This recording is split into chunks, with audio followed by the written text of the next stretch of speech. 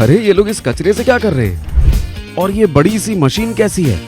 ये तो कोई फैक्ट्री है ऐसा लगता है ना? लेकिन ये मशीन किसी फैक्ट्री में नहीं बल्कि एक हाउसिंग सोसाइटी में है। इतनी जल्दी चौंक गए? तो ये देखिए।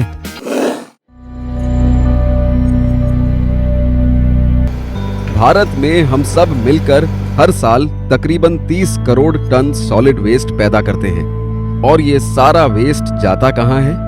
इन बड़े बड़े लैंडफिल्स में। ऐसा करके हम पोल्यूशन, बीमारियां बढ़ा रहे हैं। लेकिन इसका कोई इलाज तो होगा जिससे हम अपने घर में या अपनी सोसाइटी में तैयार होने वाले कचरे को लैंडफिल्स में ना फेंकें। बिल्कुल है।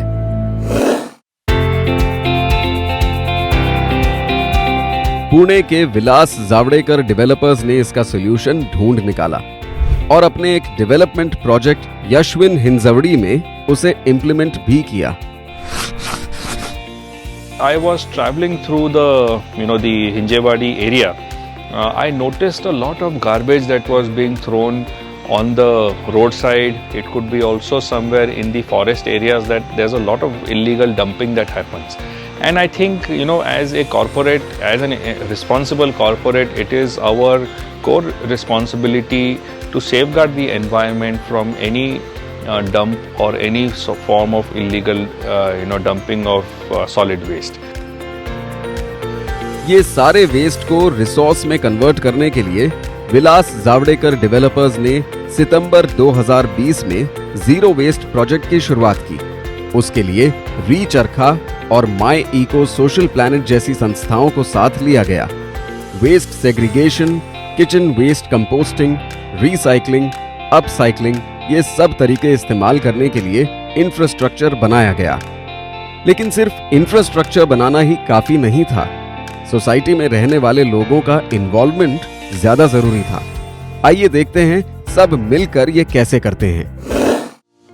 पहले तो जो भी घरेलू कचरा है उसे 5 हिस्सों में बांटा जाता है। वेट वेस्ट, सॉलिड वेस्ट, ई वेस्ट, प्लास्टिक वेस्ट और बायो हैजर्ड वेस्ट। इस काम की शुरुआत यशविन हिंजवड़ी के हर घर से होती है। हर एक रेजिडेंट अलग अलग डस्टबिन में कचरे का सेग्रीगेशन करता है। बच्चों को भी इसकी आदत हो चुकी है। प्लास्टिक पाउच कैसे काटते हैं जिसके कारण वो अपसाइकल हो सके, ये भी बच्चों को सिखाया गया है। फिर शुरू होता है facility management and maintenance staff का काम। ये काम बिल्कुल भी आसान नहीं है। रोज सुबह ये स्टाफ हर घर से कचरा उठाते हैं।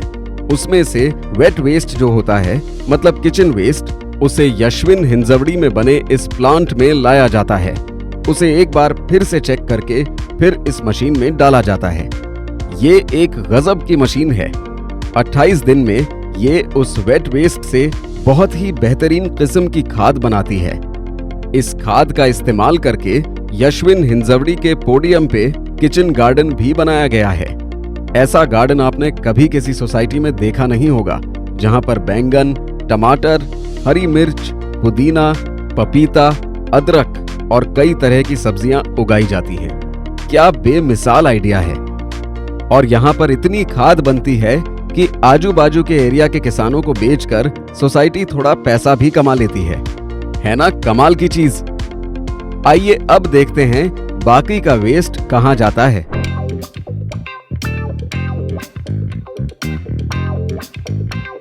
बाकी सारा वेस्ट बिल्डिंग के बेसमेंट में बने इस एरिया में लाया जाता है। यहाँ पे उसे 4 हिस्सों में बांटा जाता है।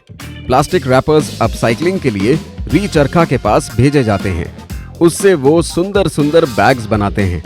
जो चीजें रिसाइकल हो सकती हैं उन्हें ऑथराइज्ड रिसाइकलर के पास भेजा जाता है।